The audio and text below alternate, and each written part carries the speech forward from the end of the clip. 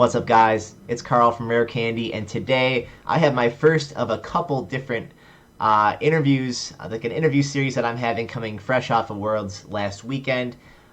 Today I'm joined by Blaine Hill. He is an American player from the North Carolina area. So Blaine obviously has had a great past week, I'd say. If it was me, I'd be pretty proud of it. Blaine managed to get third place at the World Championship in the Masters division. On top of that, Blaine, a pretty accomplished player in his own right before this weekend. Top four at Dallas Regionals this year with a really unique Sigilif deck. I know he works a lot with a couple great players down there in the Mid-Atlantic region, and I am so proud and so happy to have Blaine joining me today for this first interview. So, Blaine, how's it going, man? Dude, it's been great. I don't know what to say. It's been a wild ride. Worlds was last weekend, and then I just moved into college for the first time. So it's been a lot of change pretty quickly, especially when you get third.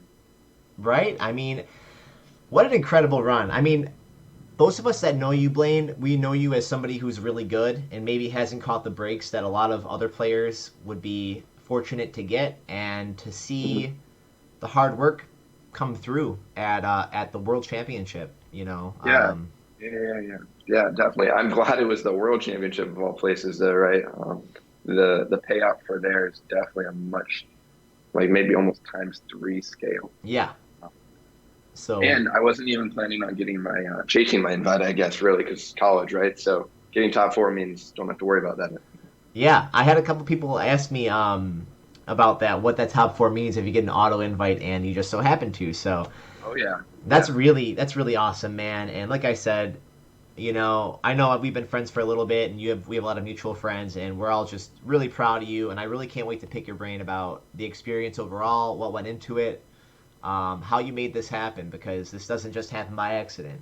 So we can hop right into it. Oh, it definitely doesn't. Yeah, right. So let me start off. I suppose it all started basically when Unified Minds dropped, like the full set list. As soon as that, there's no point to testing if we didn't know what was actually going to be in the set or not. Like Jesse and James wasn't in the set, and some people thought that was going to be in it. Uh, Basically, what started off, I didn't get too like every hour of every day of every day I had free time. I wasn't doing that for maybe until 3 weeks out or so. At that point, me and Grant Manley, another great top player, he was really on like the Steph one at first, and then Charco. It wasn't Reshizard. It was Reshizard with like different stuff going on, and then it moved to Pikarom. We were trying to make Pikarom the BDIF, and then basically just everything. Oh, and then we tried to make Malamar the BDIF. It's just like every single deck we always tried, and it finally ended up with basically it's like, well, there's nothing good. Everything loses to something, or it loses to itself. So what decks have the best matchups, and what decks have the best consistency available to them? Um, and so it ended up being Reshiram. It always executed its strategy when you draw a supporter. It always had the power available to it. Um, it always had the gust available to it. The gust was actually a huge part of why the deck, I think, was so successful. You couldn't hide behind a damaged, Alolan. Like, even if the Alolan Raichu had like 30 damage on it, or something, that's a dead Alolan Raichu. You have to take me up on that because um, any tag team with about 30 damage on it could be knocked out with Shrine plus Flare Strike, which means you can save Double Blaze for another tag team, which is obviously six prizes. Um, but the deck as a whole, I give the credit to mostly Grant. He managed to find the right consistency cards. He made most of the list. He obviously, I mean, there's not too much to talk about there. It's just pretty vanilla. But the energy search, I think, is a big one. Energy spinner, fiery flint. Most people try to run two flint or one flint, which I think is very incorrect. You need the ability to not have to discard key resources on that first turn, Yeah. because usually your hand is going to be so small at that point that you're going to have to discard maybe something good like a Mixter or a Reset Stamp or like I guess an Yeah. Just Acrobike. When that something. Acrobike could fetch something, yeah. A lot of the time you have to make suboptimal plays if you only have Flint. Um, but again, Flint's obviously great when you don't go Second, second. yeah. It's so weird. It's like it says specifically on your first turn, but only when you're going second. It's really such a particular card. Um, but again, it's great with Flare Starter, right? Because you just go boom, boom. You don't have to worry about energy for the rest of the game right there. Yeah. Cool. Sorry, what was the question again? Pretty much. Let me round back to that. Well, I guess I kind of started out with how did this like begin? Like you really addressed it really well by describing when the set list dropped and all of that. I kind of want to circle back to something you said though is you found that all these decks weren't the BDIF, the best deck in format. We played it. Yeah. We know that this is not the best deck in format. What makes a deck not the BDIF for you and Grant? Great question, actually. Yeah. So me and Grant basically, I'll just describe how the experience went, and then we'll move into how we tested. Sure. It was just pretty much me and him, and then maybe a couple times we tested with some other Raleigh locals. But Grant, being Grant, just wanted to test a lot, and then sometimes he got tired of like certain stuff. So quote from Grant actually is that I was like, "Hey Grant, let's play the Reshiram some more," and then Grant's like, "No, I hate it. It's the worst matchup in the world." And guess who I play around whatever 3 or so. So karma coming back to bite him is all I can say. Also, I drew very lucky that game. But what we did was we'd get together, we'd build all these initial lists, we'd look up, I would do this, I would look up, other content like you and like Omnipoke and all those other great YouTube free channels. Look at articles, look at basically rough drafts for everything, see how consistent those decks were, see how we could improve them. So Pikarom at first had, like Cherish Ball in it, which is bad. Pikarom also had maybe a couple Tag Switch in it, which is also bad. You only need 1 or 0. So we whittled lists down from their fat into pure lean fighting machines. And that's what we did with Reshiram. Malamar was the only exception where you couldn't trim anything down because if it's set up, it was literally the best deck. With stuff like Esper and Mimikyu, there's so many techs you can run with it. There's Esper, Mimikyu, Sigilif, Gengar Mimikyu GX, Ultra Necrozma, and Garchomp Giratina. So that's 5 different ways you can build. Oh, and Nightly God. Almost forgot that. That's also very good. There's 6 different cards you can include in Malamar, which can swing certain matchup, which can be used at every single part of the game. Most can be used at a certain part of the game. Some cards can be used at all parts of the game. There's just certain cards that are great in Malamar. And the problem with Malamar just no matter what happens, you cannot guarantee that you're going to get 2 or 3 Malamar and an attacker up every single game. And some people thought they tried. I mean, that's probably why it was the most popular deck day one. Some people thought they had cracked it. Obviously, they didn't. Right. So great. That provides a really good bird's eye view of like what it takes, what happens in a testing session or testing period of time between 2 really accomplished players. Grant still says he's the better one, which I actually tend to agree with for some time.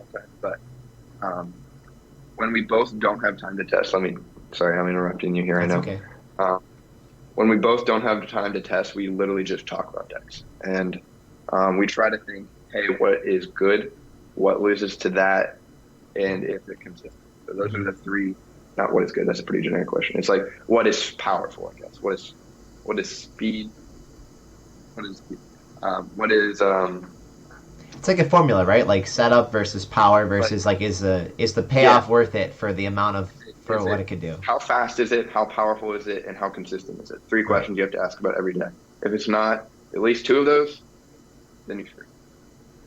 Okay, that's a really good formula, actually. It's just nice to hear that because you and Grant are great players, right? And it's nice to try to understand for us as people who are outside those groups mainly what goes into that kind of performance and what it takes. And from the second the set list dropping to scouring the internet for all these lists and dumping them into a pile and seeing, okay, well, this one can't compete and this one has one good thing that I like about it. And it's kind of like an amalgamation of a lot of work, which is, great. It's like hard to... It's hard for us to quantify if we're kind of outside those groups. So it's really, that's really helpful information. So now, when you got to Worlds, how prepared did you feel? How did you feel about the field? How did you think it was going to go? Oh man, that's a great question. So when I got to Worlds, we basically knew our deck inside and out. We tested against everything. Um, the only things we didn't really test it against were like weird rogue crap, like like whatever how you Behem? Behem. There you go. I think you were just playing that too. Behem, stuff like Keldeo, Bronzong, like you're just gonna lose to that. So what's the point in trying? Um, it turns out we actually did beat that Behem deck because we have an out to both. Yeah. Ninetales and Lumi. But just where I guess just random wacky stuff. We didn't test against everything else we did. So Guardian, we didn't even consider as a good deck because it just sucked in testing, which is why I gave you a hard time in the room. It turns out I think I went 3-0 against them in the day. In day one, day two. Did I go 3-0 or 1-2-0? I don't remember, but they only got one prize card. All of my opponents, they only got one prize card. It was on one Volcanium. Every time I would just go Flare Starter, I'll go High Heat Blast, and then they're gonna go like, all right, cool, then I'll Fairy Song or whatever. And then I'm just gonna go Attach, Retreat, Flare Strike, and they're gonna go Magical Miracle if they can at that point. Usually they couldn't. If they did, then all I needed to do was attach another energy because Flare Starter plus attach is 5. And if that happened once.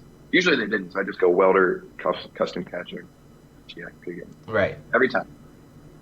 They had no answer. They couldn't Xerneas GX. They tried to Xerneas GX a couple times. I'm like, I don't care. I mean, this card does 20 damage to me, or 120 even. I go like 2 Great Potion, whatever. I don't care what you do. And then, so it was funny because there's a lot of decks that I didn't really expect there at Worlds, but that just had great matchups, so I didn't need to test for them. Stuff like Pikarom, though, and Reshiram Mirror, I played 0 Malamar and Blacephalon the entire tournament. I was very mad about that. Blacephalon's a little bit of an unfavored matchup, but Malamar is extremely favored with the inclusion of the Lysander Labs. You just need to play around the spell tag, and they have no options. You just heal off. You just never want to make sure they can mimic you into Flare Strike, pretty much. And then, what else did happen? So, yeah, I played against like a bunch of Pikarom, Reshizard, and then Mewbox day 2, and then I played on stream as you were talking about, and then I played against. We'll get into the round after that in a second, but I was very depressed. Yeah, I didn't get to watch the stream game, but from what I heard about it. Well, I saw something that you wrote about how the stream game was not a representative sample of how the deck runs, which I think is the truth because you got third place, right? So somebody That's a good way to back it up, right? Right, yeah. I mean, like, the kid's not lying. Somebody mentioned earlier in my stream that you got beat badly on stream, and I was excited too. This is my first real TCPI stream. I'm like getting all this. I'm like taking photos backstage a little bit because I'm like my parents or somebody's definitely want to know. It's like, and it's wild. There's a lot of production money that goes, and they have all these computers set up, and they gave me the T-shirt, and I'm like, all right, that's kind of dope T-shirt. And then there's like, it's like have you ever seen the back of like a high school play, pretty much? Yeah. So that's multiply the budget by at least another $1 million. Yeah. So. I mean, it's. I went backstage when I got on the stream, but it was not TPCI. It was LGN, and even back there's a whole lot of stuff going on that people don't realize. So. It's pretty cool to see, actually. I never really thought about it. It's wild. Like, to imagine Pokemon doing it the way they do things. Oh, boy. It was fun. I liked having the experience. And then we get on stream, right? And then it's just go plop. All right, well, whatever. Shake it off. Game 2. Plop. All right, whatever. Got to deal with it. Yeah. Move. And that. So it was very discouraging, to say the least. But it's okay. How have you gotten that mindset, though? Like, I feel like some people would let that kind of really derail their whole day. I knew, so my deck, it never does that, right? Or, I mean, if it does, it doesn't do that twice in a row. So I'm like, all right, you know what? It's fine. It's not going to happen again. Move on. Mm-hmm. It definitely will not happen again. If it does happen again, then I'm definitely misconceived about how consistent my deck is. And I tested that deck so much that I knew it would never do that. And if it happens a second time, do not let it happen a third time, right? Well, there's nothing you can do about it at that point, but right. It's better. So, at what point in day 1 were you feeling like it could be your day? I knew it was going to be my day as soon as I was 4-0. I beat Grant, and then I just manhandled a Guardian. I was like, all right, you know what? I just have to go 2-2. That's nothing. And then round 5 happened. I was a little bit worried. I was like, uh-oh, maybe not. Maybe God was like, psych, just yoink that one away. Yeah. And then I played against Sander Wojcik, which, that was the most depressing point of the entire tournament. I'm going round 5 or whatever, or 6, whatever. I open Volcanion going first, so I'm like, all right, this is pretty good.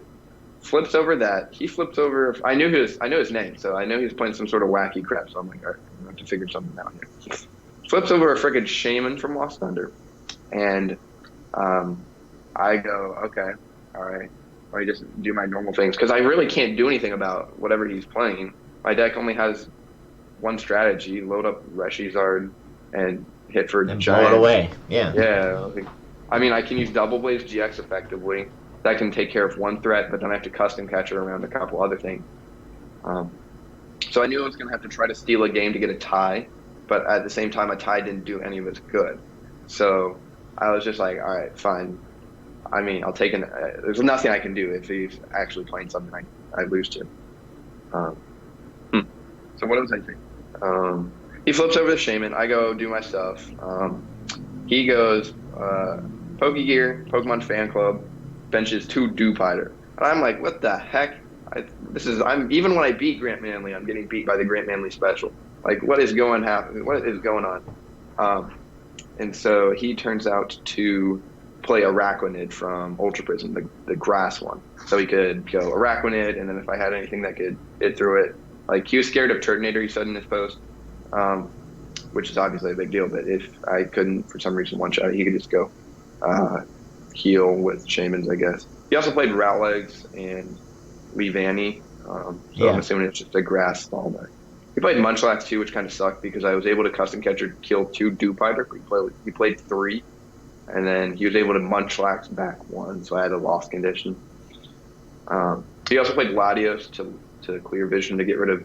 I mean, he sacked 2 prizes, but it saved. It eliminated my win condition. So I just scooped, went to game 2. Same thing happened. All right, whatever. Scoop.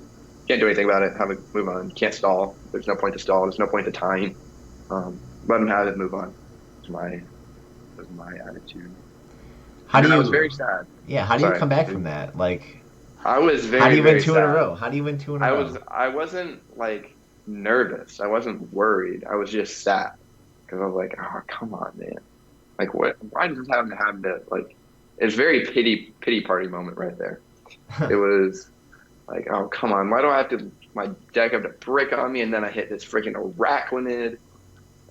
And then it was like, all right, gotta just win 2. That's nothing. That's literally less than a league challenge. Don't worry about it. So I just sort of got in the mindset of where it's just like, all right, there's only 2 more. Not that I need to go 6-2. That's helpful. So I like to think about it as a league challenge or a league cup or something. Mm-hmm. Just go 3-1-1 or just go, because that's what day 2s are, right? They're just a big league cup. It's a really big skilled league cup, right? Above average player. Literally, there's no difference between a normal player and a average player and a top player. The only difference is how well they know the meta, their deck, and their opponent's deck, and what to do against them. That's really good. I like that. I hope everybody was paying attention to that one. Yeah, I was able to deal with a lot of top players, right? I don't think of myself as the best player in the world, but I think of myself as being able to identify my win condition, identify their win condition, stop theirs, create mine. So, I mean, that stuff is really helpful, man. Like, I have to say, like, dumbing it down like that, but like, it's pretty simple after you've been in Pokemon for this long. I just was never, I guess, aware of it. I never took time to sit down and be like, you know what? How do I lose this game?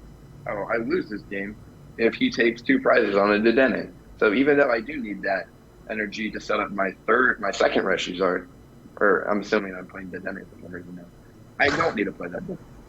So let me hold on to Dedenne and try to hit it off Acrobite. And if I don't hit it off Acrobite, then I'll go greens for Welder, or I'll greens for I don't know, greens for something, and then I'll hopefully draw it. So it's like you learn to suboptimally play to set up your board, but you optimally play to prevent your opponent from doing it or winning the game. I mean, I think that's you call it simplifying, and that's what it is. But I feel like a lot of us don't think that way. Like it's easy to get. People will call that getting unlucky, right? And that's not what it is. That's not what it is. Or the greens or the round streamer. No, they'll bench the Dedenne to go for the play, and then they'll lose because of it. And they won't realize that the route you took is the optimal route. That's the playing right. That's the right play. And I think it's hard for a lot of us to learn how to have a suboptimal turn for the long run. It's very hard. And I think that's a mark of experience. And a great idea. I never really sit down and reflect like this often, so maybe you're right about that. Maybe. I mean, I don't have the credentials you have. I'm working on it, but I'll credentials see. Don't matter in this game. It's all about how you know your matchups and your deck. Okay, great. So you win those two. You're not sad anymore. Yes. So I smacked a Guardian. I was like, thank God when I saw it was a Japanese player, because usually they're mostly playing same stuff. Guardian. Yeah. Thank God. Praise the Lord. I just smacked him 2-0. I think he didn't even get a prize card. It was pretty funny. He's just like, yeah, that's an L. Move on. I'm like, all right, cool. I only need one more. And then I play against the Pikaron.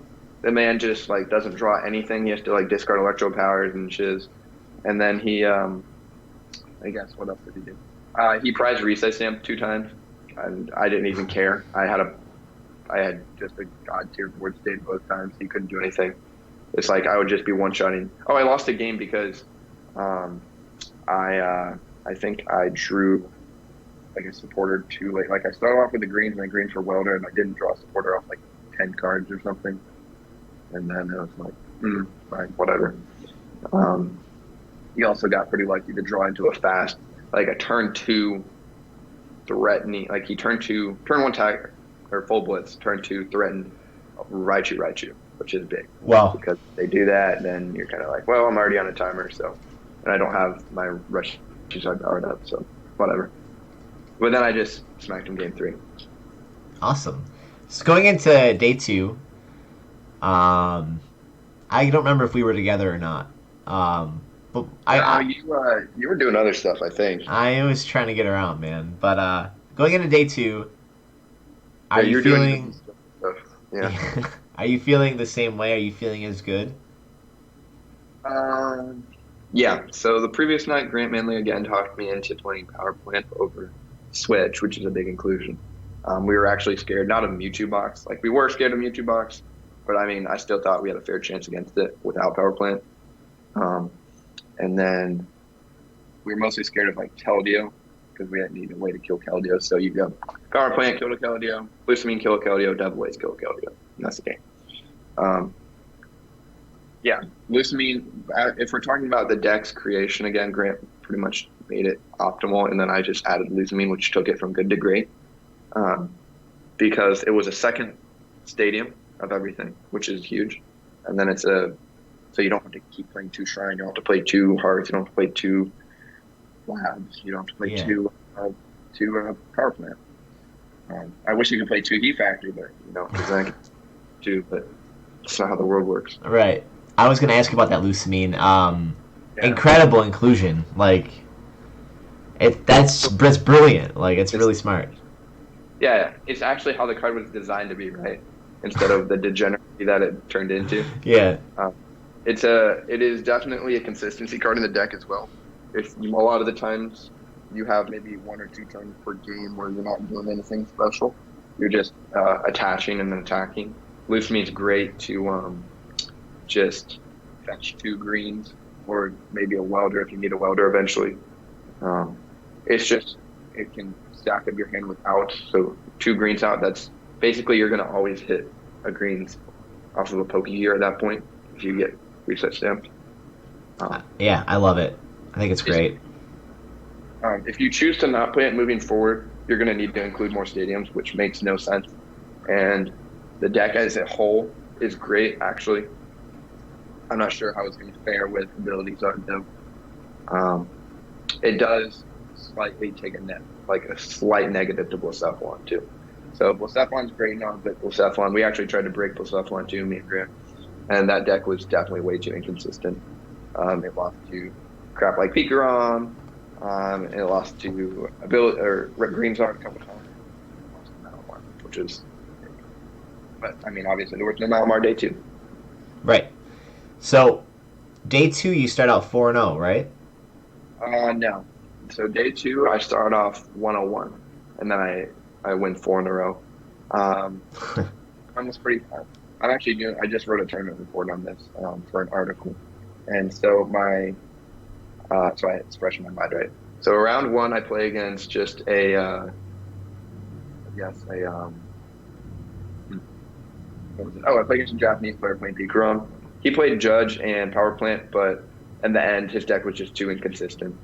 And then, so he got a game off me because he was able to successfully, it's like, the word when it's like a bunch in a row. Pop off? No. It's like the word when he kept doing it over and over. I don't know, it starts with the same stem. He kept judging me over and over, and I'm like, all right, you know what? I can't ever welder for 2 energy. This is kind of dumb. Round 2, I play against Robin Schultz. He's playing Mewbox. I'm like, holy crap, Grant. Thanks for the big brain inclusion, right? I mean, we were both thinking about it, but he hard convinced me. And then, let's see. So I got a game 1 off of Robin because he decided to use a reset hole too early, and then I stuck him with Power Plant. And then for games 2 and 3, I actually should have won 2, but he got pretty lucky. He drew 4 and I drew 4, so it was just whoever drew better. And then game 3 we tied. So I was fine to take a tie there. It's a pretty, the more with the skill level of the player, you can't really squeak out wins as much as you can with a less caliber player because they, again, like we were talking about, they realize their loss condition, and so they make plays that while they don't attack aggressively, they don't lose aggressively. Does that make sense? Yeah. Yeah, like it's going to be close no matter what because they're making those optimal plays that whoever draws better with their deck at that point. Right. So build your deck correctly. Do you know what to go for? Do you know when to go for it? And do you know when to drop down your special deck? So like for me, I hid Power Plant. And he didn't know that, I'm assuming. And then he obviously didn't know about Lumiuna either because I used that game too. It didn't end up making a difference, but it did probably put him on edge because you have to worry about me playing 2 Power Plants. So it's a great card because it just has so many versatile uses. And what was it? I don't remember. Anyway, I took away with the tie. Happy with the tie with the world champion, right? Right. At that point, I'm not a 3rd place finalist. I just got top 4 at Dallas, and then I grinded league. And then I went to a couple other regionals. Like I didn't even expect to get my invite. Really, I just went to like Daytona I went to like League Cups, and then I went to Dallas, and I'm like, all right, you know what? I'm not getting my invite. Let me go to Dallas though, because my brother lives in Dallas. He moved to Connecticut actually this year, but he was in Dallas at the time, so let me visit him, and then boom, top 4, right? That's a lot of championship points, so it's like I don't have to really worry. Take it how we can. Yeah. So after Robin, you quarter 4 off of the League Cup, and I'm like, cool, just chilling, and then we'll see how Worlds goes. Attaboy. So after Robin, you won 3 or 4 in a row? I won 4 in a row because I went 502. How'd that feel? 5-1. Oh man, that was so nerve-wracking. Oh my gosh, I still have adrenaline like in my bloodstream somewhere. Yeah. So I play against 2 not really famous players, so 2 just like South American and maybe a European, and then I played against Burt Wolters. Then I played against Paco Soares. He's a great man. I love Paco. He's so funny. But for each of them, I pretty much just executed my strategy. They executed their strategy. Their deck was bad. My deck was good. Pretty much all there is to it. Interesting. Against Burt, his deck obviously clunked on him. He didn't dead drew. He drew poorly, which opened the door to me taking a few prize cards, and then I could go custom catcher. And take the last couple ones. Because otherwise Tag Bridge kind of runs through your deck, right? Like you can't do anything except with Volcanion. I chose not to play Choice Helmet because it's not consistency, and Lysander Labs helped more. Um, and then hopefully Power Plant would take care of the Mew matchup. But, I played against 4 Mew boxes. Robin, Bert, top 8, and then top 4. So, it gets bound. One of them is eventually going to get to me. Awesome. So, how has it felt for you since the end of Worlds? What have you felt? What have you thought? What have you felt like? How have people reached out? How has it affected you? That's a great question. I've been, I guess, I wouldn't say a known player. I've been heard of, thanks to Dallas and thanks to my siblings. All of my siblings actually played Pokemon. So my oldest brother, Jordan, my older sister, Alyssa, and then my younger brother, Kirk. They all played Pokemon, and they all did extremely well. My Jordan top 16 Worlds a bunch and did very well at Nationals back in the day.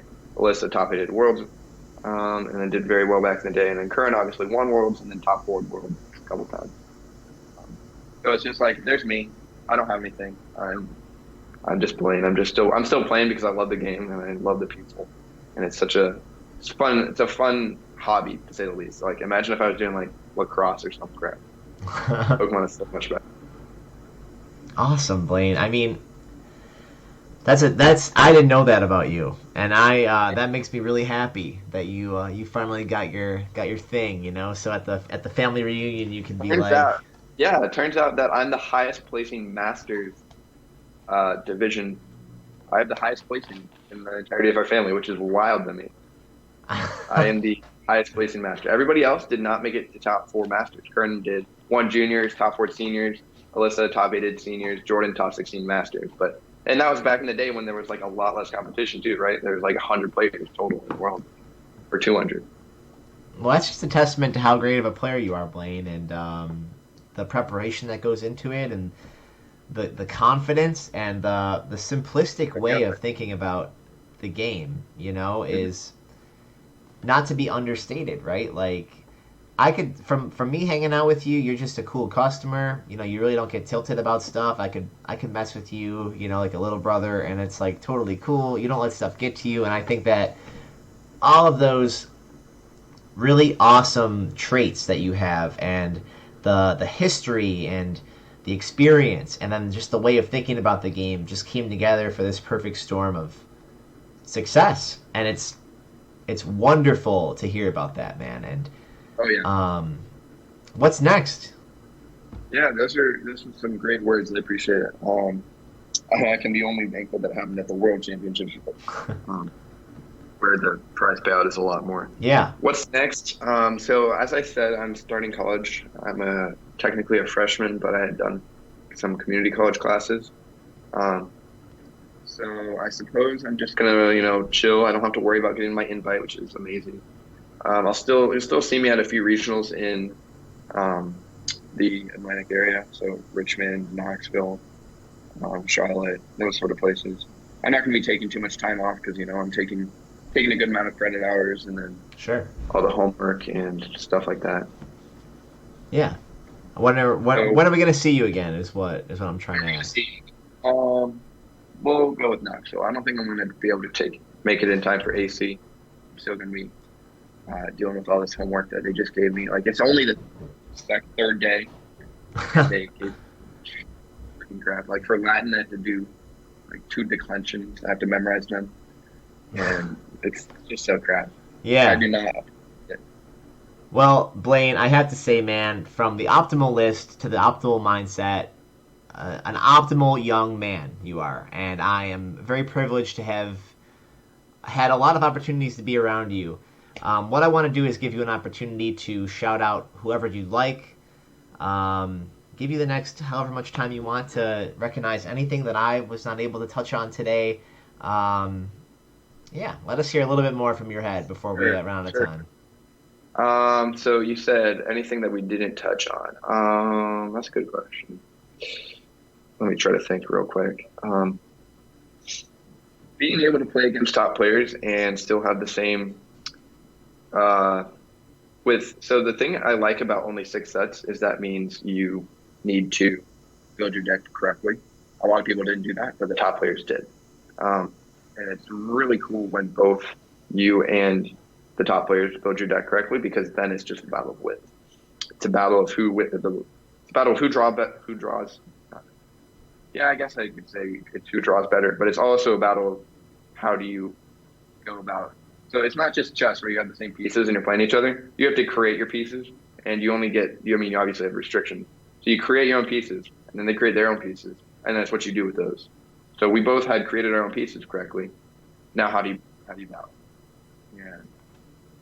To put it simply, I guess, they didn't have as many pieces. They didn't have as many threats. Attaboy. And it's not a lot of us do, man. So I think we're going to bring it toward wrapping everything up. I want you to give a shout out to whoever you think warrants a shout out. Any teams, any people, any people Sure. who, were integral to this. I mean, as I've said, I mean, I can't go through without saying Grant Manlin, because he obviously gave me 55, 56. I mean, 55 of these cards, I don't even remember. We did change a bunch of stuff after the fact, like should we cut fourth grade potion, or should we cut like fire energy and stuff like that. But it ended up being very, very close to what he gave me.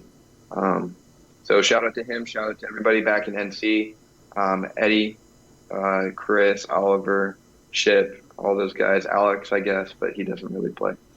So shout out to NC boys. And then I just actually wrote an article for Poke Beach that's about to get published pretty soon. It's going to be a very long one. It's going to be, I think last time I checked, it was 5,900 words, which is very long for me at least. And that's going to cover at least a couple, like tournament report plus deck plus matchups. So, wow. Pretty vanilla.